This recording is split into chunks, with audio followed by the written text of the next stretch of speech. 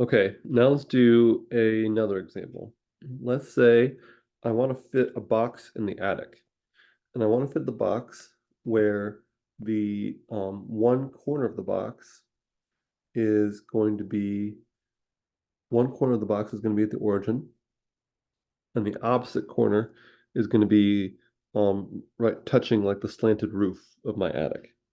In this case, the slanted roof of my attic is 6x plus 4y plus 3z equals 24.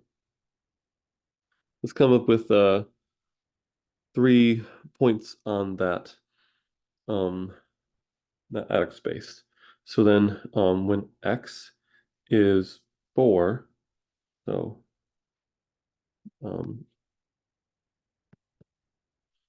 1, 2, 3, 4. When y is 6, 1, 2, 3, 4, 5, 6.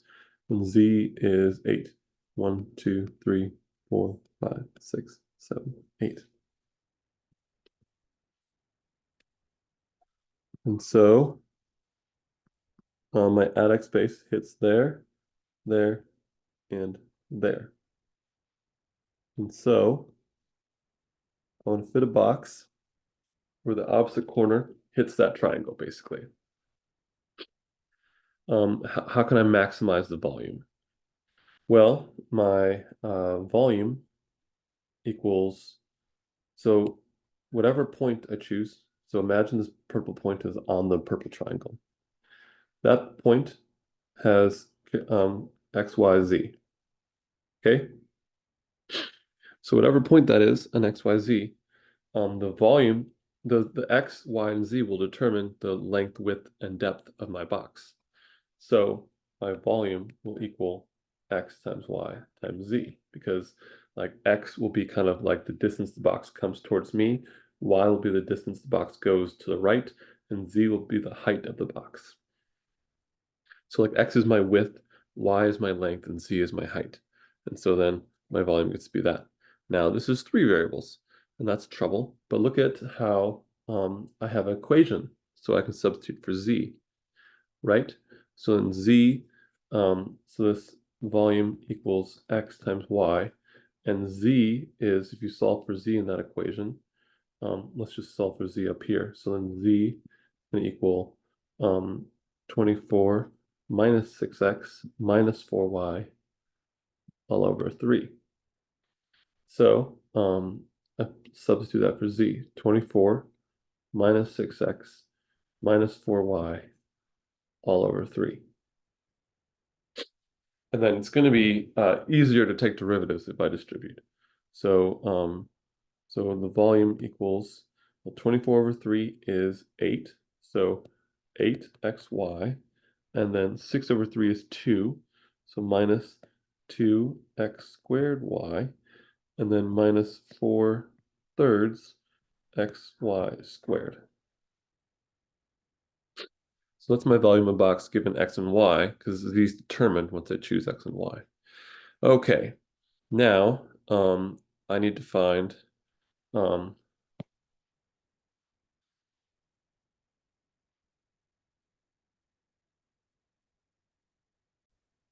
okay, at this point I am low on space for this slide. I didn't give myself enough space. So let this be a lesson to you. Always have enough paper so you don't have to do this sort of thing that I'm about to do. But even though this visual can help me um, kind of see how things are going, I don't really need it for the what I need to do next. So I'm going to erase that. I'm going to move my equation up here, xy minus 2x cubed y minus 4 thirds xy squared. Get rid of those things, get rid of that. Okay, so now I just have the situation just like before, where I take the x derivative. That's going to be 8y minus 6. That's a squared.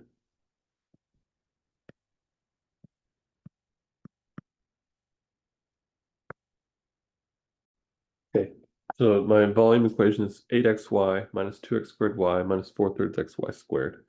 So taking this x derivative, I get 8xy minus 8y minus 4xy minus 4/3 y squared. And when I take Vy, then I get 8x minus 2x squared minus 8/3 xy. Set these equal to 0. They're 0 at the same time. They're true at the same time. Now, what can I do with these things? I can factor out a y from the first one and an x from the second one. So factor out the y. I get y times 8 minus 4x minus 4/3 y equals 0. And factor out an x. I get x times 8 minus 2x minus 8/3 y equals 0. Now, because I've factored, then I know that one of these components here has to be 0 for that to be 0. One of these components here has to be 0 for that to be 0. So to have both equations true at the same time, I could have x and y are both 0. I could have y and this thing are 0. I could have this thing and x equals 0, or I could have these two bigger things that are 0. But let's remember what I'm actually doing. I'm finding the volume of a box, right? So if those two, if I'm looking at those two, if x is 0 and y is 0, then I have a box of 0 length, 0 width, and quite a bit of height. But the height doesn't matter, the volume is going to be 0. Similarly, if I do that one, if x is 0, it doesn't matter what else is y and z are going to be, I have a flat box with no volume.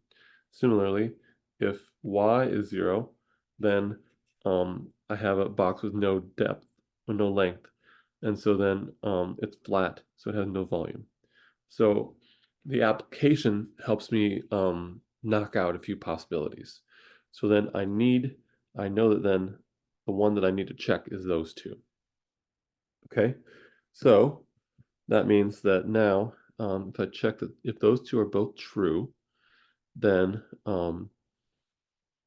let's move those over. So if these are both true, then let's do you can do it a couple different ways. One way is to write it so subtract the eights over and then multiply. Well, let's move the x and y over to the other side. So then you've got let's go over here. So 8 equals 4x plus 4/3 y. 8 equals 2x plus 8/3 y. Now, the more natural way to write that is opposite. So then 4x plus 4/3 y equals 8, and 2x plus 8/3 y equals 8. And so these two equations are the same. These two equations go together. So not the same, but the two equations go together. We're trying to have them both be true at the same time. So then you could, in a graphing calculator or in Desmos, you could have put in 4/3, 8, and 2 8/3, 8 and then do reduced row echelon form. And that would tell you how to like simplify the equations for you. And then really, this matrix right here, it has all the data from these two equations. And so I'll just do reduced row echelon form by hand. And so then you get, first thing to do is divide the first row by 4, which would be like taking this equation and dividing by 4.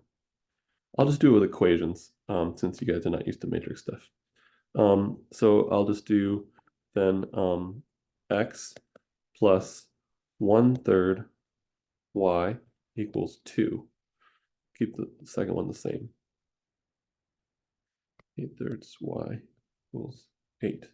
So then I'll take row 2 and subtract 2 of row 1. So then row 1 stays the same. X plus 1/3 y equals 2. But then take -2 times the first row, add to the second row. So then you get 0x. Then -2 added becomes 6/3, which is 2y. And then -2 added there is -4, added 8 is +4. So I can forget about the 0x. Now 2y equals 4. So then that can be x plus 1/3 y equals 2. Y equals 2. And so then you can kind of use the bottom row to annihilate the y's in the top. So then you get the first row minus 1/3 times the second row. So then x plus 0y equals, so the first row minus 1/3 times the second row would be 2 minus 2/3 would be 4/3. 4/3. And then y equals 2. And then you can forget about 0. So then you have, if you did reduce row echelon form on a calculator, you'd gotten like, the calculator would have given you 1, 0, 0, 1, 4/3, 2, which means this in equation terms. So that was a lot of algebra to get one critical point, but that's our critical point. So now, because I did not give myself enough space, I'm going to erase all this, which is sad because it was a lot of fun to do. A little algebra warm up, I don't get to do that every day. And so then our critical point is 4/3, 2. Okay. Now here, because of the nature of the problem, I'm expecting a maximum, not a minimum. But I could always double check with the second derivative test. So Vxx is -4y, and Vyy is -8/3 x, and Vxy equals Vxy equals 8 minus 4. Oh,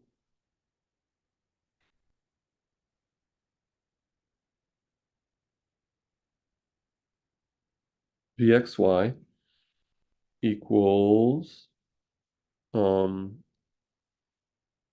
8 minus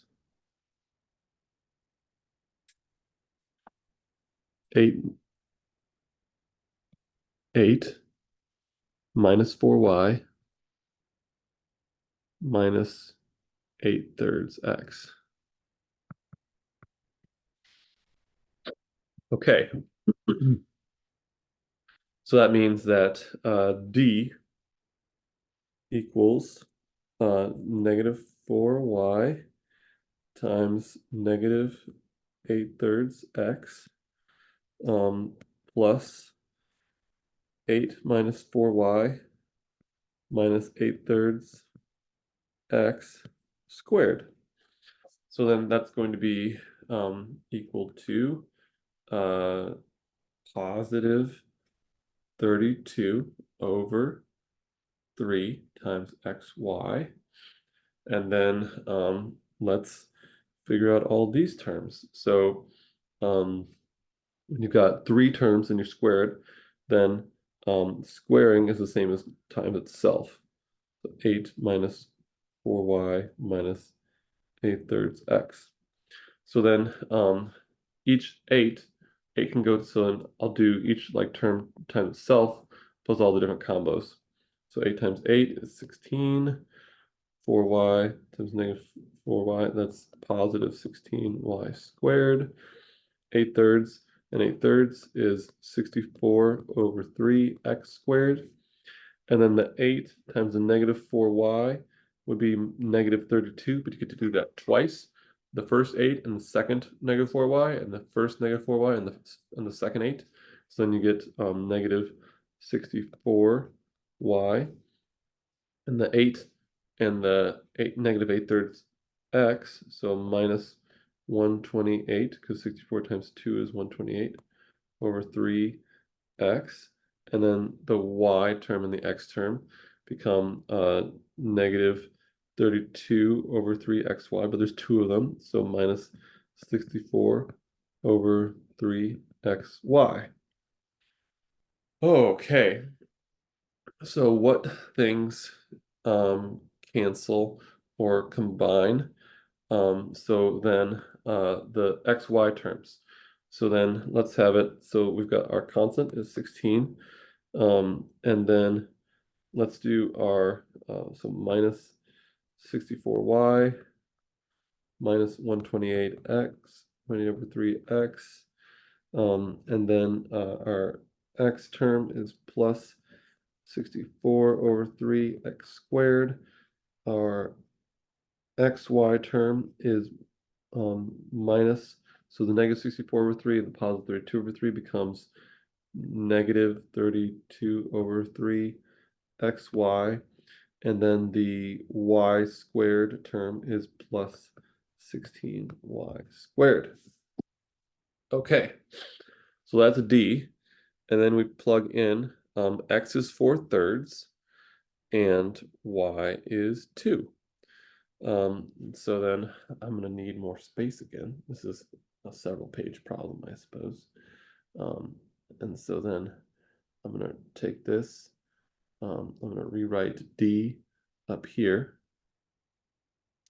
So D equals 16 minus 64y minus 128 over 3x plus 64 over 3x cubed minus 32 over 3xy plus 16y squared.